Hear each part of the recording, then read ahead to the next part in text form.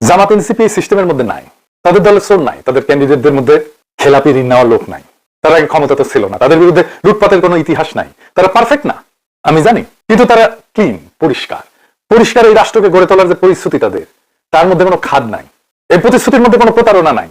আর এই 12 তারিখে জামাত এনসিপি জিতলে আমরা কোথায় যাব? মির্জা ফখরুল বলছেন আমরা নাকি দেশটাকে পিছাই নিয়ে যাব।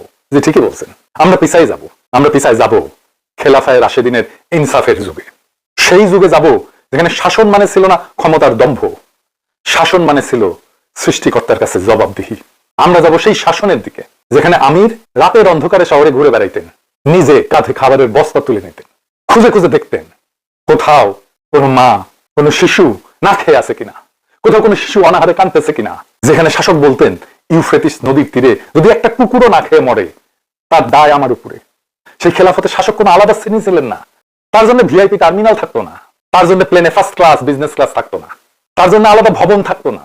তিনি থাকতেন সাধারণ মানুষের মতো, খাইতেন সাধারণ মানুষের খাবার, তাই তিনি কাঁদতে পারতেন সাধারণ মানুষের কষ্টে।